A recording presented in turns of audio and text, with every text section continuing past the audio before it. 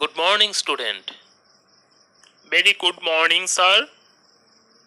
আজকে তোমাদের সঙ্গে যে বিষয়টি নিয়ে আলোচনা করব সেটি হলো অন্তর্ভুক্তিমূলক শিক্ষা অর্থাৎ ইনক্লুসিভ এডুকেশন। আচ্ছা স্যার, ইনক্লুসিভ এডুকেশন অর্থাৎ অন্তর্ভুক্তিমূলক শিক্ষা। এখানে দুইটা শব্দ আছে, একটা হলো অন্তর্ভুক্তিমূলক করা আর একটা হলো শিক্ষা। তাহলে অন্তর্ভুক্তিমূলক কি? সেখানে হলো অন্তর্ভুক্ত করা। এখানে বিভিন্ন ধরনের বিষয়কে একত্রিত করা বা বিভিন্ন ধরনের ক্যারেক্টারকে একত্রিত করা অর্থাৎ অ্যাজ এ হোল যাকে বলা হয়। আর শিক্ষা হলো আচরণের পরিমার্জনা করা অর্থাৎ মডিফিকেশন অফ বিহেভিয়ার। যেটা স্বামী বিবেকানন্দ বলেছিলেন, education is the manifestation of perfection already in man, অর্থাৎ ব্যক্তির অন্তর্নিহিত সত্তার পরিপূর্ণ বিকাশই হলো শিক্ষা।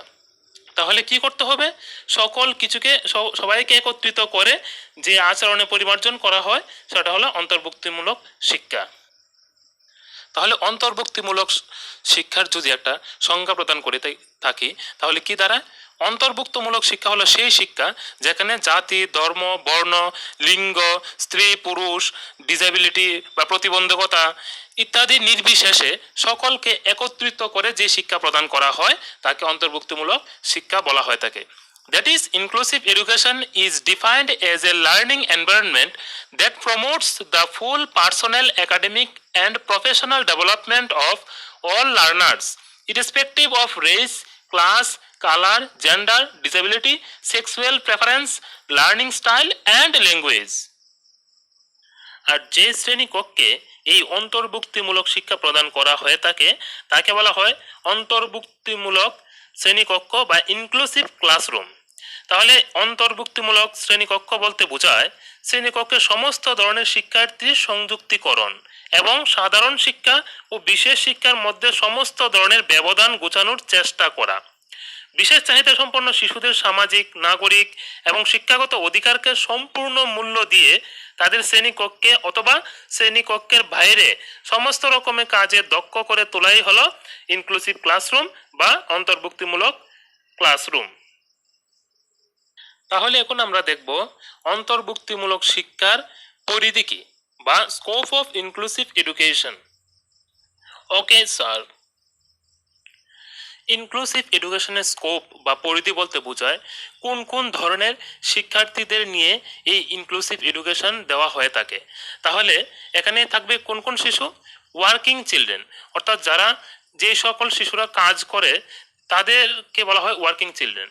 তাছাড়া থাকবে চিলড্রেন উইথ ডিসএবিলিটিস, অর্থাৎ যেসব শিক্ষার্থীর বিভিন্ন ধরনের প্রতিবন্ধী আছে কিন্তু তারা একটা সাধারণ ক্লাসে আবার সাধারণ শিক্ষার্থীদের সাথে শিক্ষা গ্রহণ করছে, তাহলে এখানে প্রতিবন্ধী শিশুরা থাকবে। তারপর থাকবে কে? Girls living in difficult circumstances, অর্থাৎ বিভিন্ন পরিস্থিতিতে শিকার এরকম যে মেয়েরা আছে তারাও এই শিক্ষা গ্রহণ করবে।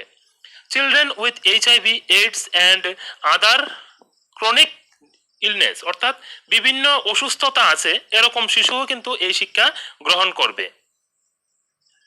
তাছাড়া থাকবে চিলড্রেন অফ মাইগ্রেন্ট লেবার্স, অর্থাৎ পরিযায়ী যে শ্রমিক আছে, অর্থাৎ যে সকল শ্রমিকরা বিভিন্ন স্থানে গিয়ে কাজ করে তো তাদের যে সন্তানরা আছে তারাও কিন্তু এই শিক্ষা গ্রহণ করবে। তারপর থাকবে স্ট্রিট চিলড্রেন, যারা যে সকল শিশু অনাথ রাস্তা বা কোনো জায়গা থাকে যাতে মা বাবার সাথে থাকে না, এই অনাথ শিশুরাও কিন্তু এই শিক্ষা গ্রহণ করবে। তাছাড়াও বিভিন্ন পরিস্থিতিতে আছে এরকম শিশু যারা শিক্ষা গ্রহণ করতে পারবে। অর্থাৎ ইনক্লুসিভ এডুকেশন বা অন্তর্ভুক্তিমূলক শিক্ষা আমরা পরিধি কি দেখছি?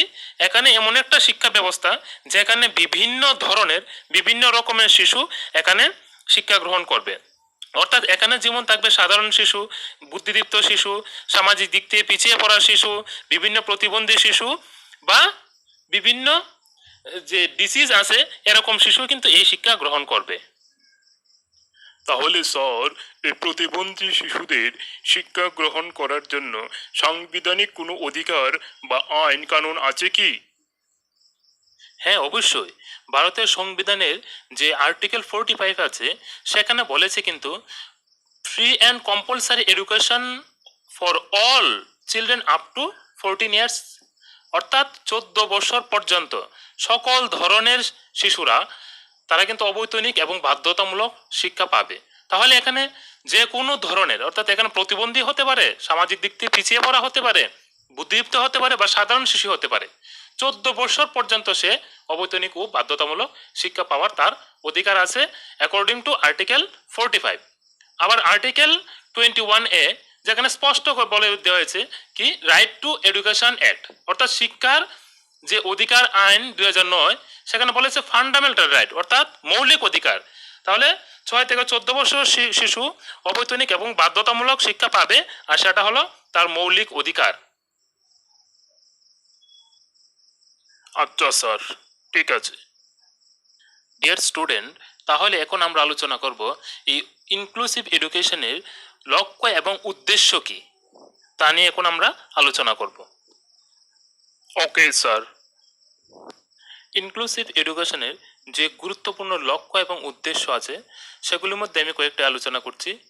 অর্থাৎ 14 বছর পর্যন্ত সমস্ত শিশুদের অধিকার রক্ষা করা এবং সকলকে শিক্ষার আওতায় নিয়ে আসা।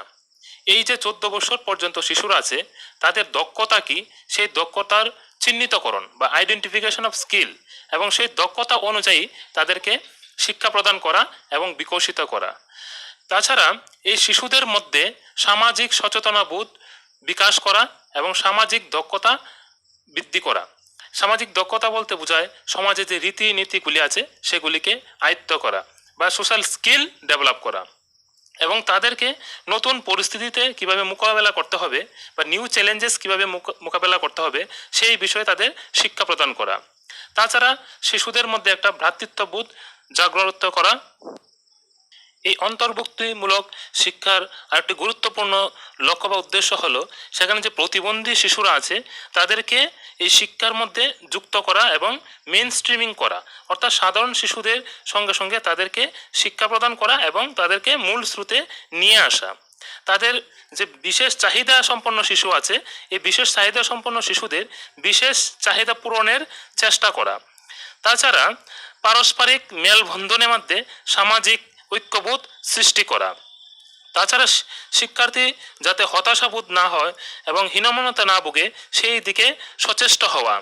এই শিক্ষার আরেকটি গুরুত্বপূর্ণ বৈশিষ্ট্য হলো এখানে একতাবোধ এবং নৈতিকতার শিক্ষা প্রদান করা, এবং কোনো শিক্ষার্থী যাতে শ্রেণীকক্ষের আওতায় দূরে না যায়, অর্থাৎ ড্রপ আউট না হয় সেই দিকে লক্ষ্য রাখা। তাহলে এই হলো ইনক্লুসিভ এডুকেশনের লক্ষ্য এবং উদ্দেশ্য। তাহলে স্যার, ইনক্লুসিভ এডুকেশন অর্থাৎ অন্তর্ভুক্তিমূলক যে শিক্ষা আছে সেই শিক্ষার নীতি বা প্রিন্সিপাল কি হওয়া উচিত? অন্তর্ভুক্তিমূলক যে শিক্ষা আছে বা ইনক্লুসিভ এডুকেশন আছে তার প্রিন্সিপাল হবে, অর্থাৎ কোনো শিক্ষার্থীর সাথে কোনো ব্যবধান করা চলবে না, অর্থাৎ ডিসক্রিমিনেশন করা চলবে না। সকল শিশুকে বা শিক্ষার্থীকে একই রকম সুবিধা প্রদান করতে হবে এবং তাদের যে নির্দিষ্ট যে চাহিদা আছে সেই চাহিদা অনুযায়ী তাদেরকে শিক্ষা প্রদান করতে হবে এবং সকলকে ইকুয়াল বেনিফিট দিতে হবে। প্রত্যেক শিশু তার আলাদা আলাদা চাহিদা আছে, আলাদা আলাদা ডিমান্ড আছে, সেই অনুযায়ী তাকে শিক্ষা দিতে হবে। এখন লক্ষ্য রাখতে হবে যাতে ইন্ডিভিজুয়াল ডিফারেন্সিয়েট যাতে না করা হয় সেই দিকে লক্ষ্য রাখতে হবে। তাছাড়া বিভিন্ন ডাইভার্সিটি থাকবে শিক্ষার্থীদের মধ্যে, সেই বিভিন্ন ডাইভার্সিটির মধ্যেই তাদেরকে শিক্ষা দিতে হবে এবং শিক্ষার্থীর যে যে যে প্রবলেম আছে সেই প্রবলেমকে বুঝতে হবে, সেই প্রবলেম অনুযায়ী তাদেরকে শিক্ষা দিতে হবে। তাহলে এই নীতিগুলি লক্ষ্য রাখতে হবে। তাছাড়াও কতগুলি প্রবলেম আছে বা সমস্যা আছে যেগুলি শিক্ষার্থীরা প্রতিনিয়ত সম্মুখীন হয়ে থাকে, যেমন ইনফেরিয়রিটি কমপ্লেক্স। তারা অনেকে সবাই কী হয়, বুঝতে অসুবিধা, ল্যাক অফ আন্ডারস্ট্যান্ডিং, আবার অ্যাডজাস্টমেন্ট প্রবলেম দেখা যায় অনেক শিশুদের। কোনো কোনো শিশু আবার আইসোলেটেড হয়ে থাকে, বা কোনো কোনো সামাজিক দিক থেকে পিছিয়ে পড়া শিশু তারা কি করে একাকিত্বভাবে থাকে, সবার সাথে মিশতে চায় না, অনেকের মধ্যে নেগেটিভিটি থাকে। এরকম বিভিন্ন ধরনের এক্সপ্রেশন, বিভিন্ন ধরনের অ্যাক্টিভিটি, বিভিন্ন ধরনের পরিস্থিতি তাদের মধ্যে থাকে। তাই শিক্ষককে কি করতে হবে, তাদেরকে একত্রিত করে সবাইকে যার যার প্রয়োজন অনুযায়ী তাদেরকে শিক্ষা দিতে হবে। Okay sir. ডিয়ার স্টুডেন্ট, তাহলে এখন আমরা আলোচনা করব একজন শিক্ষক তিনি কিভাবে এই ইনক্লুসিভ ক্লাসে শিক্ষা প্রদান করবেন। অর্থাৎ এখানে শিক্ষককে অনেক ধরনের পদ্ধতি অবলম্বন করতে হবে, কারণ এখানে আমরা প্রথমেই বলেছি বিভিন্ন ধরনের বিভিন্ন রকমের শিক্ষার্থীরা থাকবে। তাই প্রথমে শিক্ষককে বুঝতে হবে ওনার ক্লাসে কোন কোন ধরনের শিক্ষার্থী আছে, তাদেরকে সঠিকভাবে আইডেন্টিফাই করতে হবে, তাদের সমস্যাগুলি কী কী আছে সেগুলি বুঝতে হবে এবং সেই সমস্যা অনুযায়ী তাদেরকে শিক্ষা প্রদান করতে হবে। তারপর তাদের এই যে সমস্যাগুলি আছে তার জন্য কি করবেন, বিভিন্ন ধরনের স্ট্র্যাটেজি অ্যাপ্লাই করবেন, বিভিন্ন ধরনের স্কিল অ্যাপ্লাই করবেন, বিভিন্ন ধরনের টিএলএম অ্যাপ্লাই করবেন, আইসিটি ব্যবহার করবেন। তাছাড়া শিক্ষককে প্রতি মুহূর্তে বুঝতে হবে এই শিক্ষার্থীদের চাহিদাগুলি কী কী, সেই চাহিদা অনুযায়ী তাদেরকে শিক্ষা প্রদান করতে হবে। তাছাড়া শিক্ষার্থীদের বিভিন্ন যে হিডেন কোয়ালিটিগুলি আছে সেগুলিকে প্রকাশ করাতে হবে, সেই হিডেন কোয়ালিটিগুলিকে তাদেরকে কাজে লাগাতে হবে, তাদেরকে প্রতি মুহূর্তে মোটিভেশন দিতে হবে, তাদেরকে কোনো কিছু করার জন্য এনকারেজ করতে হবে, বিভিন্ন ধরনের অ্যাক্টিভিটিতে তাদেরকে অংশগ্রহণ করতে হবে এবং যে ডিফারেন্ট অ্যাবেল যে শিক্ষার্থী আছে তাদেরকেও একত্রিত করে শিক্ষা প্রদান করতে হবে। তাহলে শিক্ষক বিভিন্ন ধরনের ভূমিকা অবলম্বন করবেন তাদেরকে শিক্ষা দেওয়ার জন্য। তাহলে স্যার, শিক্ষাদান করার পন্থা বা টিচিং স্ট্র্যাটেজি কি হওয়া উচিত আপনি মনে করেন? এই ইনক্লুসিভ ক্লাসে শিক্ষাদান করার জন্য শিক্ষককে বিভিন্ন ধরনের পন্থা বা টিচিং স্ট্র্যাটেজি অ্যাপ্লাই করতে হবে। যেমন কোঅপারেটিভ লার্নিং, অর্থাৎ কয়েকজন শিক্ষার্থী একত্রিত হয়ে তাদের নিজেদের মধ্যে কোঅপারেশন করে শিক্ষা গ্রহণ করবে। তাছাড়া পিয়ার টিউটরিং, অর্থাৎ এই যে সহপাঠী আছে তাদের মধ্যে একজন শিক্ষা প্রদান করবে, যেটাকে পিয়ার লার্নিং বলা হয় বা পিয়ার টিউটরিং বলা হয়। তাছাড়া মাল্টি সেন্সরি টিচিং, অর্থাৎ বিভিন্ন প্রযুক্তির মাধ্যমে হাতে কলমে কাজ করা, যেমন টিচিং এড হিসেবে যে আছে কম্পিউটার বা ইন্টারনেট বা কোনো খেলনার মাধ্যমে শিক্ষা, এগুলি বিভিন্ন ধরনের অঙ্গ প্রত্যঙ্গের মাধ্যমে কর্ম সঞ্চালনের মাধ্যমে শিক্ষা গ্রহণ করা, তার ব্যবস্থা করতে হবে। তাছাড়া শিক্ষককে ক্লাস এমনভাবে ডিজাইন করতে হবে যাতে ক্লাসের যে অ্যাকচুয়াল সাইজ কি আছে সেই অনুযায়ী শিক্ষার্থী কতজন হওয়া উচিত, টিচিং লার্নিং যে মেটেরিয়াল আছে তার পর্যাপ্ত পরিমাণ আছে কি না, স্টুডেন্ট টিচারের রেশিও মেনটেন করতে হবে বা পর্যাপ্ত পরিমাণ লাইট আসছে কি না, তাছাড়া বেঞ্চ বা আসবাবপত্র আছে কি না, এগুলির দিকে ওনাকে সব দিকে নজর রাখবেন। তাছাড়া বিভিন্ন ধরনের যে স্লো লার্নার আছে তাদেরকে মিক্স আপ করবেন বুদ্ধিদীপ্ত শিশুদের সাথে। তাছাড়া যারা দৃষ্টিগত প্রবলেম আছে তাদেরকে সামনে সারিতে নিয়ে আসবেন, অর্থাৎ বিভিন্ন ধরনের স্ট্র্যাটেজি অ্যাপ্লাই করে তাদেরকে শিক্ষা প্রদান করবেন। ঠিক আছে স্যার। ডিয়ার স্টুডেন্ট, তাহলে এখন আমরা আলোচনা করব এই ইনক্লুসিভ এডুকেশনের ব্যারিয়ার্সগুলি কী কী, অর্থাৎ অন্তর্ভুক্তিমূলক শিক্ষার বাধাগুলি কী কী।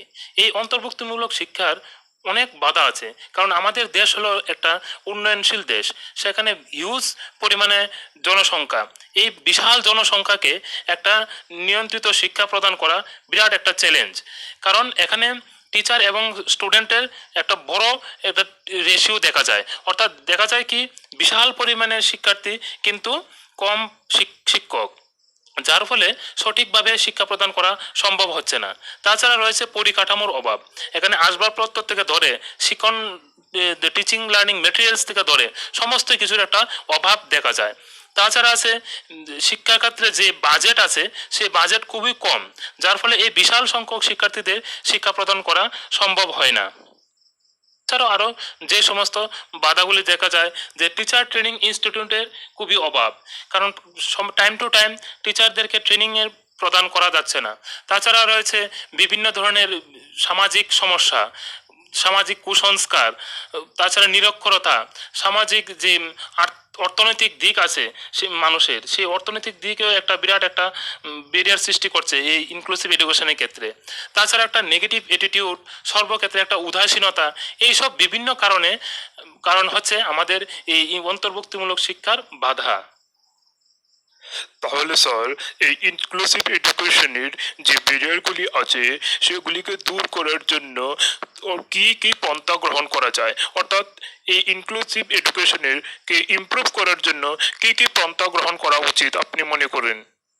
আমরা এই আলোচনার মাধ্যমে দেখতে পেয়েছি কি অন্তর্ভুক্তিমূলক শিক্ষার অনেক বাধা বা ব্যারিয়ার্স আছে, কিন্তু এই বাধাগুলিকে কিন্তু দূর করা যায়। তার জন্য কিন্তু টিচারকে অনেক ধরনের পন্থা অবলম্বন করতে হবে। যেমন প্রতি মুহূর্তে শিক্ষার্থীদেরকে এনকারেজ করতে হবে, তাদেরকে সুপঠনের অভ্যাস গঠন করাতে হবে। অর্থাৎ কিভাবে একটা শিক্ষার্থী কম্প্রিহেনশন করবে, কোনো একটা বিষয় সম্পর্কে জ্ঞান লাভ করবে, কিভাবে রুটিন তৈরি করবে, এই সম্পর্কে কিন্তু শিক্ষক কিন্তু তাদেরকে ডেভেলপ করাতে পারবে। তাছাড়া প্রতি মুহূর্তে শিক্ষার্থীদেরকে এনকারেজ করতে হবে যাতে তারা শিক্ষা গ্রহণ করে। শিক্ষার্থীদের যাতে ড্রপ আউট না হয় সেই জন্য তাদেরকে বিভিন্ন ধরনের অ্যাক্টিভিটিতে অংশগ্রহণ করাতে হবে। শিক্ষককে প্রতি মুহূর্তে ট্রেনিংয়ে নিতে হবে। তাছাড়া সময় সময় শিক্ষক শিক্ষার্থীদের মা বাবার সাথে কথা বলবেন, মিটিং করবেন, তাদের সমস্যা কি জানবেন এবং সেই অনুযায়ী ব্যবস্থা গ্রহণ করবেন। তাহলে মাই ডিয়ার স্টুডেন্ট, এই হলো আমার ইনক্লুসিভ এডুকেশন সম্পর্কে আলোচনা। যদি তোমাদের কোনো সমস্যা থাকে তাহলে অবশ্যই আমাকে মেল করবে, আমি তোমাদের সমস্যা সমাধান করতে চেষ্টা করব। ধন্যবাদ।